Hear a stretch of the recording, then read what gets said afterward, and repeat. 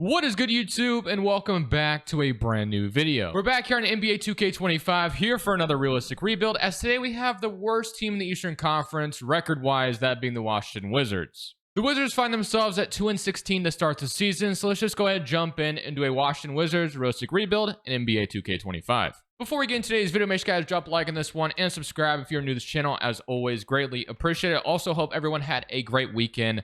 I ended up recording Monday's video on Saturday, so I guess it's like the first time I'm actually recording a video after the weekend. But with that being said, we have the Washington Wizards in front of us, which Jordan Poole's been pretty good this season, to be honest with you. As you can see, his overall went back up in 2K after it went down quite a bit.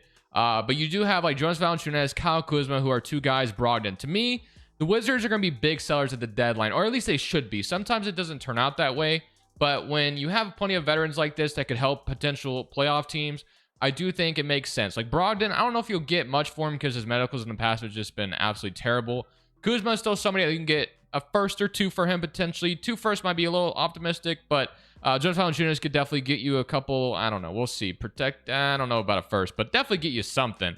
So that being said, we're going to go ahead and probably start at the deadline in this video. I think we need to get to the deadline and sell off some pieces because clearly this team is not going to make the playoffs this year. They're not going to make the play-in, so they might as well gather as many assets as possible, get in a lottery, and see where you go after that. Obviously, I'm hoping for a high draft pick this offseason to get one of the talented players in this draft to really reset things here. But I always struggle saying his last name. Below Kolabali, or however you say it.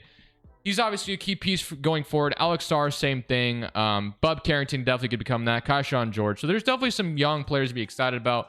Let's go ahead. So with the rest of year one, actually, of course, it won't be the rest of year one because we're going to get to the deadline. And once we get to the deadline, we're going to sell off some pieces to really start to turn this thing going forward. Today's video is brought to you by Daily Grind Fantasy's Optimizer. If you play on apps such as PrizePicks, Underdog, or any of these other popular DFS apps, having a tool like this is insanely clutch at finding good plays right in front of you without having to do zero research whatsoever. So we're actually on the Dabble tab today. We haven't really ever looked at this, but Dabble's a good app for really having a lot of value. As you can see, there is some good value on the board right now. Jalen Johnson, this is ahead of the Monday slate, so I'm recording this early Monday. But we have Jalen Johnson, points plus assists, over 24. As you can see, every book, well, FanDuel has it at 25.5, but then you have DraftKings at 24.5. You have BetMGM at 23.5, but there's heavy juice for him to go over. So there's clear discrepancies here. You could maybe steer away from this just because not everyone has a same opinion, so you don't really know where it goes right now. And with over 23.5, there could be push value if he gets 24, or it could push. And then you have Jalen Johnson over 19, which looks a little bit better because every book has this at 19.5, and there's heavy juice for him to go over 19.5. And then Naz Reid over 10.5 points. Clear value there. You got Pinnacle at -148. And we found all of this within like 5 seconds. So if you want to check out Daily Grind Fantasy, link is down in the description below. Use code Crushables, 25% off the first month. Other than that, let's get back to rebuilding the Wizards. So the first trade we're going to do is with the Miami Heat. But since we're trying to be realistic today, I don't think Miami would give up a first-round pick for Malcolm Brogdon. So we're actually going to turn this into 2 seconds instead, just because I feel like that's a little bit more realistic in this situation, because Brogdon, like I said, his injury history has just really plagued him. He's been pretty good, so maybe you could demand a first-round pick, but I do think the injury history, and he could get hurt before the deadline, I really think that's going to hurt his value in the long run. So we're going to just go ahead and make that trade. And Brogdon will be the first piece we saw off here at the deadline as promised. So we start there, and now we'll go to Jonas Valanciunas as well, which will send him off. That way we give Alex Sarr the keys to starting at the center position. I know ideally he wants to be a power forward, just kind of like how Anthony Davis has always been, but you know, we'll have him playing probably center throughout the video. So if we could find a trade to load up, did 2K freeze on me? Are we good? Okay, there we go. Caleb Martin in the first, doesn't make sense for Philly right now. Lonzo, what team needs a big? Like, I can think the Pelicans kind of make sense, but obviously didn't Joval, am I tripping, or yeah, he did play for New Orleans. I was about to say it would be funny if they brought him back. KCP, Dallas Mavericks in the first. Brooklyn doesn't really need, I mean, maybe there's not a trade for Jonas Valanciunas. We have to wait till the offseason for this. I'm not going to force it if there's nothing there. So like the Rockets, maybe they want to get better and think Jonas Valanciunas is better than Steven Adams. Nurkic, that's interesting. If Phoenix thinks obviously Nurkic, I mean, they would save a lot of money by doing this too, but I don't know. And DiVincenzo, that's probably not going to be done. So I don't really know if I like anything here, to be honest with you. Like, I guess the Cavs could get a more depth at their big spot, but obviously they have a couple bigs already. Smart in a second, Clint Capella in a second, Rozier, Blake Monk. I don't really like anything here, to be honest with you. Dallas is somewhat interesting. Orlando, Brooklyn just doesn't really need Jonas Valanciunas, but obviously the most important piece to sell off here is Kyle Kuzma. We're going to move him to an 83 to make his value as good as it could possibly be. I at least want a first round pick for Kuzma's services, obviously. A first or two would be ideal for him. If we can't get that, then there's no point of selling him off, right? They tried to sell him last year. It sounded like Kuzma was not interested in going to Dallas, apparently. That was like the big talking point. So Rozier, we're going to make a trade with Miami again, but we're not going to do that. We get a first round pick from Sacramento. But yeah, this does make sense. I think Sacramento could make like a desperate go ahead and get better move. I could definitely see that happening. And then Dallas. I mean, Dallas wasn't interested in Kuzma before, but PJ Washington's been a really good piece for them. What else do we got? Anything else that's interesting? To me, Sacramento makes the most sense, so I am going to see if we can do something here. But instead of Malik Monk, let's make it Kevin Huerter. I think he'd be the more expendable piece for them. So Kuzma for 2028, first round pick, and Kevin Huerter. And then if we could squeeze another first, I would do it, but I don't know. So 2020, yeah, they can't even send that. So screw it. We get one first, and Kevin Huerter is not a bad player either. So let's see if they would do this, and they do agree. So just like that, we sell off the, well, we didn't sell off Jonas Valanciunas, but we got the two pieces we mainly wanted out of here. Kevin Huerter is now going to start next to Poole, which is fine. I'm going to go ahead and throw Alex Sarr at that power forward spot too. That way he's getting minutes for the rest of the season. And we'll do something along the lines of the... Oh, I didn't meant to... Whoops, I did that totally backwards. So let's give that back. Let's put Alex Sarr at Anthony Gill's spot. So the rest of the season really doesn't matter too much as far as minutes. Obviously, we just want these young players getting as many minutes as possible. So let's take some minutes away from like Marvin Bagley. Anthony Gill doesn't need to be playing that much, if anything at all. So let's move Alex Sarr up and then below, and then we can move also Bub Carrington up quite a bit. So let's put him like right there, and then we'll do something along the lines of that. So, all right, we're going to go ahead and run the rest of the season like this. We're going to continue to be bad, obviously, but we sold off some pieces of the deadline like we wanted, and now we can turn our attention to the lottery. So Luka Doncic ends up winning the MVP award. McCain, Rookie of the Year. Almond, Sixth Man. Wembanyama, Defensive Player. Most Improved goes to Cade, and then Steph is your Clutch Player of the Year, and Jason Kidd is your Coach of the Year. So here's your NBA first team, All NBA second, and All NBA third. Obviously, we're not going to have any Wizards here, unfortunately. What about all rookie teams? So do get any Wizards? Yeah, Alexander Sarr makes it, which is great, and then we also get Bub Carrington making it as well. Fantastic. All right, so let's go ahead and sum up the playoffs because we obviously know we're not here, and we can get straight into the lottery process and see where our pick ends up. So Minnesota, New York, and it is going to be the Knicks that go on to win it all. Karl-Anthony Towns gets revenge on his team for trading him, I guess. All right, on to the lottery, and let's see where this ends up. So we're projected pick number 2, and let's see if we can stay in the top 3. That'd be great. And we fall to 5, which sucks, but it's still a good draft. We're going to get a good player regardless. So falling to 5 doesn't feel great, but that's just kind of how it, the cookie crumbles sometimes. So let's head to draft night. I don't think there's, I'm still going to try to trade Jonas Valanciunas this offseason, but even if we don't, he's a fine backup 5 going forward, I guess. And then he can just leave on his own will. But I guess I didn't look at the player stats. Not that I didn't really care about them too much, but just taking a look. 21, 11, 11, 9, and then 9, and then 9, and then 7, 8, and then 7 from Bagley. Okay. So on to draft night. Let's see how this draft falls. So number 1 is going to be Cooper Fly to Charlotte. Number 2 is going to be Ace Bailey. I really wanted Ace Bailey in this video, I'm not going to lie. Don Harper to Utah, and then Trey Johnson goes to Portland. So we can take VJ Edgecombe.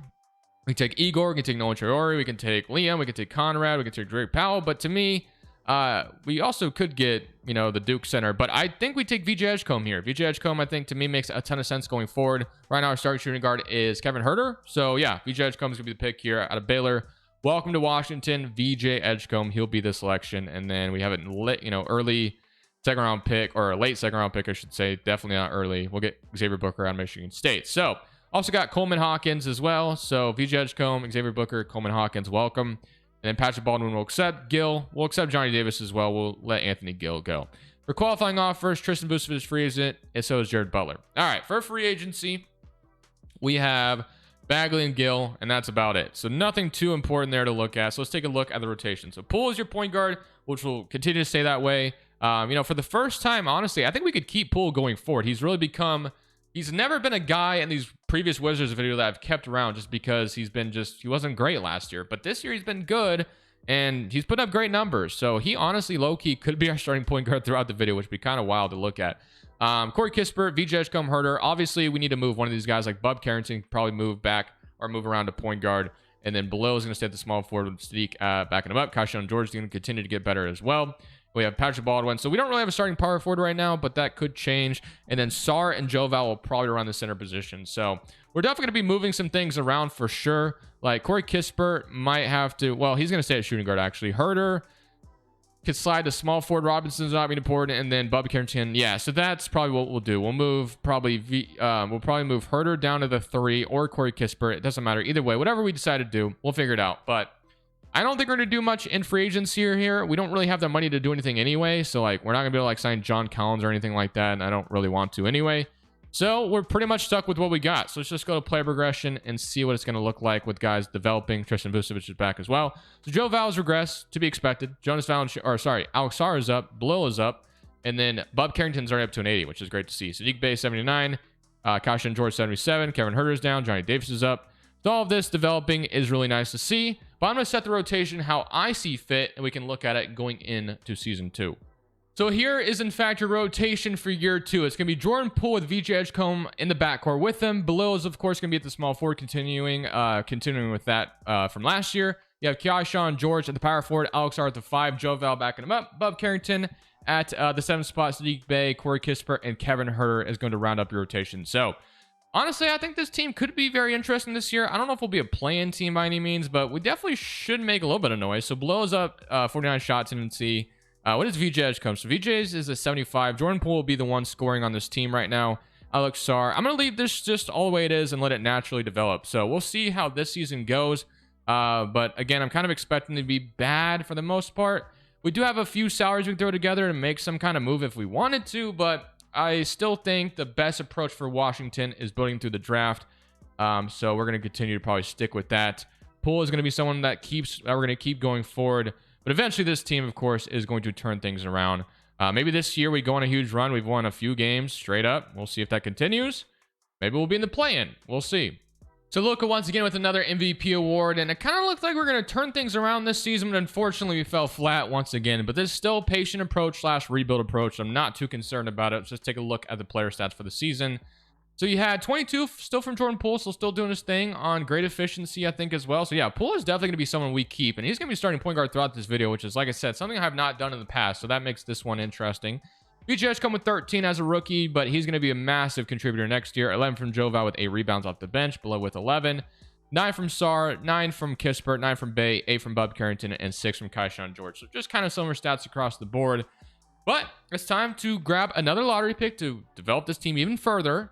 And then we are going to be pretty aggressive, I think, as far as trying to get in the playoffs this next season, or at least a play-in appearance. So, lottery time once again. Let's see what we got. So, it does say the Knicks have our pick, but obviously the Wizards pick is protected. And it is going to be the #1 overall pick. So, yeah, that's fantastic. We are going to absolutely get our pick back from the Knicks. There's some protections on that pick, of course. So, that's why the Knicks aren't going to continue to tank when they have their pick protected. And I forget. Oh, yeah, obviously we could take... Oh, yeah. Duh, this is a no-brainer. We're going to take AJ here, or we can take Boozer. Either one, but you really can't go wrong with either one. So this is a great start to this rebuild. We're going to get VJ Edgecombe and now AJ to pair with the Wizards. I like this a lot. So let's go ahead and jump into this draft and make our #1 overall pick. I am going to go towards AJ. We could take Cameron Boozer as well, but I'm going to take AJ here out of Auburn. So welcome to Washington, my friend. I'm going to let my assistant GM take care of the second-round picks. And then... I think we're also going to have some cap space open up, which if I'm not mistaken. I'm not going to sign these other two, but we're going to have some cap space open up. So we might be able to sign like some veterans to help us out even further. And like I said, we want to kind of take an approach towards maybe getting into the playoffs this year / play-in and get, just a little bit more aggressive because the team is only about to get better and we have some money to spend, which is good. We could bring back Bradley Beal if we wanted to. I probably won't do that, but definitely something we could do if we wanted. So Poole and Bub Carrington's going to stay the same. Kispert and Edgecombe. Obviously, Edgecombe is about to take a massive step into the starting rotation. Blil and AJ. AJ is probably going to play the power forward going forward. And then Jonas Valanciunas, Alex Sarr. So I do still want to trade Joe Val this offseason. So let's try to do that now. So let's see what we can get for him. I'm just expecting a second-round pick at the very least. Like, just give me a second, someone. Has anybody got, like, just, cap space to absorb him? I mean, he's only making $10 million. Like, can't be that much. Orlando, do you have the money to take him? No, they do not. Okay, what about... Well, let's just scroll through the teams. So, Chicago, do you want Jonas Valanciunas? Maybe not as much. It wouldn't make as much. What about... No, Minnesota definitely doesn't have the money, right? There's no way. There's just no way they have the money for that. Spurs. The Spurs want a veteran in Jonas Valanciunas. Sure, take him. We'll do that. So, San Antonio gets a veteran with Wemby. So, to me, what I want to do is sign a good veteran center, I think. I think that's kind of where I'm at. So, let's go see what free agency is looking like. So, obviously, Chet is not going to be the guy. We could sign like Vucevic. Not exactly what I want. Hardenstein. Like Hardenstein to me, you know, or Mitch Robinson. All of that seems great, but I just want to sign a veteran to kind of, you know, give us a veteran leader and someone who can help us make the playoffs. And Hardenstein is exactly that. Could really mentor. And Mitch Robinson, same thing. But I'm going to go towards Isaiah Hardenstein. Now, if you're Washington, you'd have to pay Hardenstein quite a bit of money, I think, to sign with you. But I'm going to give him like a 2-year deal, kind of like what Bruce Brown got. So we'll make it a 2+1. So in the 3rd year, we can decline it. But I do love the idea of getting ourselves a really good backup center. And I don't really care about, you know, Baldwin. Well, Baldwin's fine, but I mean, if it's not going to stop me from signing. So like Johnny Davis, I just don't think he's going to have a role going forward here. But yeah, we'll sign Baldwin back, but everyone else is fine to go. So Hardenstein is going to be our big addition. And we also have the money to sign another player if we really wanted to. So is there any other position we want to fill out? No, I think we're good. Unless if there's like a better small forward we want. Like Nickeil Alexander-Walker kind of stands out to me as a guy. I actually like the idea of Nickeil Alexander-Walker. So we're going to sign Alexander-Walker, and he's going to be our other addition here. And that's going to remove Patrick Baldwin, unfortunately. Sorry, Baldwin. And then we're going to trade Sadiq Bey away, because Sadiq Bey, yeah. So we're going to go with Nickeil Alexander-Walker going forward at that 3 spot. And then Bey is going to just be sold off anywhere. Like, it doesn't really matter where he goes. So Pell Larson, Miami wants to give me a first form. What the hell? Rui and a so like, do the Lakers just want him for a second? Yeah. So let's do that. So just like that, Jordan Poole, Bub Carrington, Corey Kispert, VJ Edgecombe. We'll move AJ to the power forward spot. And yeah, I really like this. So I think we've set ourselves up in a position to go make the play-in or playoffs this next season. I really do. So player progression, you have Alexander Sarr up to an 86, Poole still an 84, Bub's up to an 84. So he's really starting to develop. VJ's up to an 83. Josh and George 79, and then Corey Kispert regressed, but not Nickeil and Isaiah Hardenstein with our, you know, was our big additions through free agency because we had the money to spend and we wanted to try to make a playoff push this year with our young roster, and bringing in some veterans can absolutely help you do that. So I'm excited about year 3. If we don't make the playoffs, I'm gonna be quite disappointed. We'll also look at shot tendencies altogether. That way we kind of have an established on where guys will, you know, score. Let's go take a look at it. So to me, this rotation for year 3 looks incredible. Jordan Poole, VJ Edgecombe, Belil, AJ, Alexander Sark, Bub Carrington, Isaiah Hardenstein, Nickeil Alexander-Walker, Kaishan George, and Corey Kispert. So I love the way this looks. The one thing I want to look at is shot tendency. So Sarr is still as low. Poole's is up to an 80, and then Bub is at 52. Belil is at 47. VJ Edgecombe, to me, if we can make him take a massive jump, that would be ideal. And then AJ, of course, is going to score quite a bit too this season. So yeah, I'm excited. Power King has us 15th overall, so I do think there is a solid chance. 3.5 proficiency. The goal here is to make the playoffs this season, so we'll see if that ends up happening. Hopefully, we get off to a good start, and we find ourselves in the play-in or playoffs this season and really start to establish a new identity here in Washington and establish a fantastic culture. So far, the season's not up to an ideal start, but there's still plenty of time to turn things around. At the end of year 3, things go as planned. Rookie of the year goes to AJ. So he came out here and balled right away, which is fantastic to see. I'm really starting to think this team is going to be fantastic next year. Like, I think we're a contender next year, which is great to see. And we did end up making the play-in like I wanted to. So all rookie first team does go to AJ, which is great. Obviously, him winning rookie of the year makes sense that he's there. We ended up as a 7th seed in the East, which is just, like I said, awesome to see. So 21 from AJ, 20 from VJ, and then 18 from Poole. So VJ Edgecombe really stepped up, and AJ with 21 as well. Bub with 12, Alex Sarr with 11, and 8.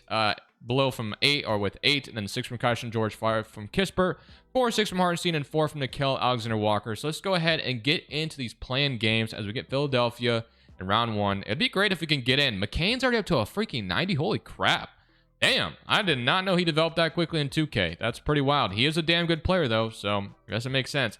So Philadelphia is going to be a tough one. They got McCain and Maxey in the backcourt. They also have Embiid. They drafted Cameron Boozer, I just noticed as well. But it looks like we might have their number here as long as we don't blow the lead in the 4th. And it looks like we're going to get in. So we get into the playoffs as the 7th seed. We draw the Charlotte Hornets. So Charlotte, they got LaMelo, Brandon Miller, Cooper Flagg. Yeah, it's a good team. Their center is Musa, though, and Giddey's also off the bench. Okay. Well, we'll see how this goes. I do think we can give some teams some run here. I mean, we have a damn good, talented roster. A very hungry young roster. So let's simcast game 1 and just kind of get a feel for how the series might go. So we have the lead right now in Charlotte. Can we keep it though and win game 1? And we can. 123 to 111. W. We win game 2. No, they're going to even the series, and they're going to take first game in Washington, and we're going to even the series. Now we're going to go back to simcast for game 5. We won in Charlotte game 1. Can we do the same thing in game 5? It'd be crazy if we win a series this early. in this process. But it looks like Charlotte's going to take the 3-2 lead, which doesn't mean it's over, but it's definitely getting closer to being over, obviously, with one game backs against the wall. We're going to go to a 9-minute rotation for this game 5, or game 6, I should say, and we'll see if we can hang on here and force a game 7. It's close. We got to hang on here, and it's overtime, and we are going to force a game 7 in overtime. The game 7 on the road in Charlotte. This is plenty of playoff experience to give to your young players, so, you know, no matter what, this season is a W, but it doesn't matter if you don't build on it, right? So if we win this series, dude, that's even bigger W. 121 to 123. I would jump in, but it's still very early in this process, and we're going to win without my help. So just like that, we are going to win a first-round playoff series against the Charlotte Hornets, which is just a great feeling. We upset the 2nd seed, call us the We Believe Wizards. We got the Brooklyn Nets in round 2, though, who have Igor. I don't think I've ever drafted Igor, and definitely need to in a future video. I don't know much about him, but he's from BYU. Okay, noted. Cameron Thomas, Ace Bailey, yeah, Jalen Duren. They have a good team. Ivy, good Brooklyn team. They've really done a great job rebuilding this team. I feel like they did it really quickly, too. But here goes nothing. Game 1 goes to Brooklyn. They beat us by 4. We are going to be down 2-0. So Brooklyn looks like they're just the inferior, or they're, you know, better than us right now. But I think next year we're going to give them we're going to give them a very big test. But this season was a W. Getting in and making it as far as we did is exactly what we wanted to see. So I can't be too mad at anything that just happened. Brian Keefe is the head coach still, and we're going to leave it like that because we overachieved this year, which is great. We wanted to make the playoffs, and we got a second-round appearance. So we got a 16th overall pick and a bunch of seconds that I don't know if we're going to use them, honestly. So as much as I love second-round, or as I don't really use second-round picks, that's probably going to stay the same here. We're going to smash this Taj Ariza pick out of Arizona. And we're not going to have enough roster space for all these second-round picks. Like, we're going to sign maybe 1 or 2 of them. We can two-way one of them. And then, so we'll sign Dylan Hughes and I guess Chuck Samuels. But yeah. Corey Kispert, $32 million team option. What did he do last year? 538. Yeah, you can never have enough shooting, so we'll do that. Qualifying offers. Belil does become our first, you know, young free agent to worry about. So we'll have to obviously give him. Ooh, then Jordan Poole's a free agent too. So I do want to keep everybody around. So Poole is asking for a little extreme amount of money, not gonna lie, but I think he's earned it. So we'll give him like a 2-year offer, see if he'll sign that, and then Belil will give a 5-year offer. So Poole and Belil will come back, which is great. And we're going to be going into this next season, obviously, with the expectation of trying to go win a championship. Yeah, that's right. We're in the territory of trying to be a contender and winning a championship team already. But I think that's the roster and the expectations we've built with what we've done so far. So 90 VJ Edgecombe, 89 AJ, 88 Alex Sarr, 85, 84. This is great. This is all fantastic to see. Let's get into this next season, and let's see if year 4 becomes a year we bring DC a championship.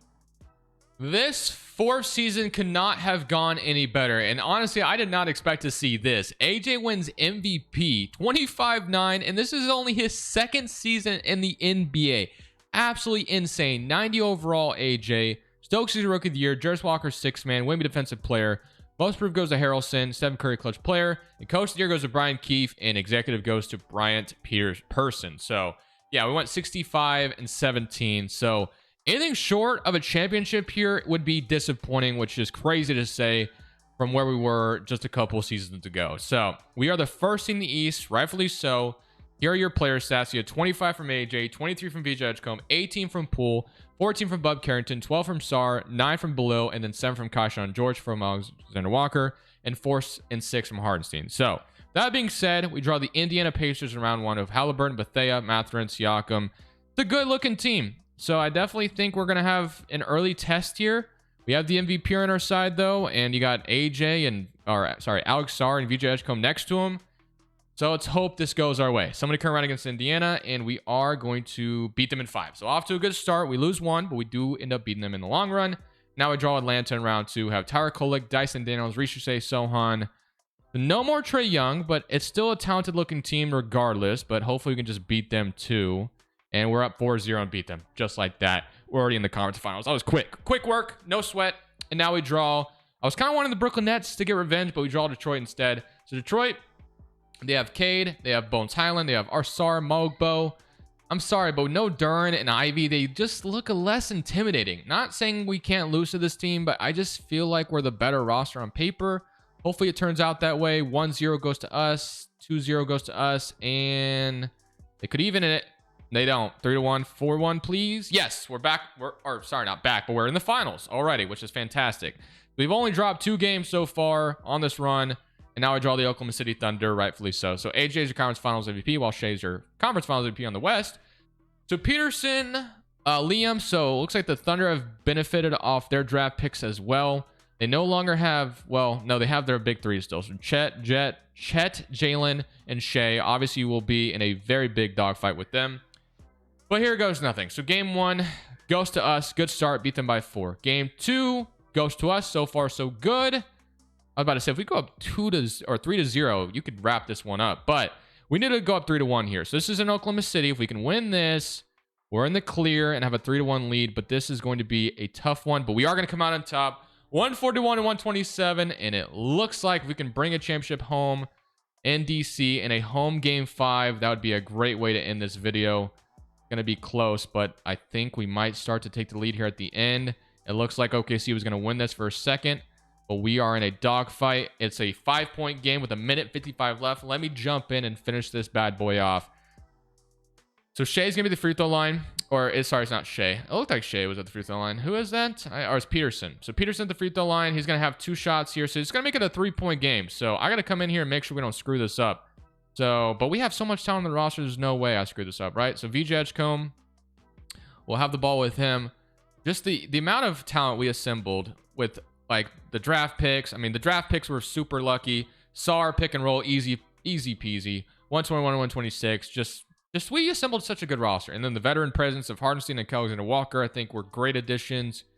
Really love how this Wizards rebuild turned out. Honestly, might have been my favorite one I've done for a while. So Shay, I thought he was going to do nice defense, and he's going to miss the lay-in. Let's go. And now we're off and running. I might just take pull to the basket. Nope, we're going to slow this clock down, actually. So 16 seconds left. Let's bleed some clock. Let's go to our MVP. Why not? Let's go to the MVP, AJ. So we got, I think that's J-Dub guarding him right now. Let's see if we can just tack J-Dub at the brim. And 121-28. Easy peasy. And now we're going to have a 7-point lead here with 1:15 left in the clock. So Jordan Poole is going to guard Shay here. Shay, mid-range, is going to make that. He is not. It's in and out. The Thunder are crumbling down the stretch, and we are benefiting off their misses. Poole 3. Nope, we are not even on the 3-point line, so we're not actually going to do that. So Blill, take the ball with him. Give me a screen with Mr. AJ. I'm going to throw a lob to him. Terrible lob. Whoops, my bad. So that would have been cool if we dunked that. We're off in transition, so Liam's not going to have an easy basket. We're there. I thought Alex Star was going to block him, but still a 5-point game, so we're not in the clear just yet. Let's go to Jordan Poole here, because I'm assuming he'd probably be the best person to put on the free throw line right now. So let's just get past. So they're not going to foul yet. They don't want to play the foul game just yet. We're going to take some clock. Oh, they're going to double me. All right, we're going to get rid of the double. Edgecombe 3. Felt it, and it does go in. That's a massive dagger to their hopes of trying to come back. That was a massive 3 VJ Edgecombe just put in. 121. Oh, steal. Give it to Belil. Dunk it in their faces. And that is your ball game, ladies and gentlemen. 123 to 133. We are going to bring the Wizards a championship. What a great ending as well. 3 VJ Edgecombe. Shay's going to try to make something happen here. It doesn't matter. Get the rebound. And Chet's going to have an offensive board. He's going to go to back out to, they're going to hit it. It's a 7-point game. Hopefully don't foul me. This game's over. Don't foul me, dude. Just let it bleed out. That's going to be your ball game. And just like that, the Washington Wizards are champions. Let's freaking go, baby. What a great rebuild. This one felt really good. This one felt good. So we beat the Wizards, beat the Thunder, bring the Wizards a championship. Just such a talented roster we assembled. They already had Bub, Alex Sarr, Kashawn George, and we just brought the other 2 pieces. I guess some of the other pieces as well. It wasn't just 2, but and going forward, we'd probably be a dynasty. But I'm ended on that note, guys. And it was also really cool to have Jordan Poole be a big part of the video, because almost every Wizards rebuild I've done lately, we get rid of him as soon as we can. But today, he was a massive part of what we did. Thank you guys for watching. I'll see you on the next one. This is Crushables. I'm saying peace. Thank you guys so much for watching. Make sure you click here to watch another video that I know you'll love.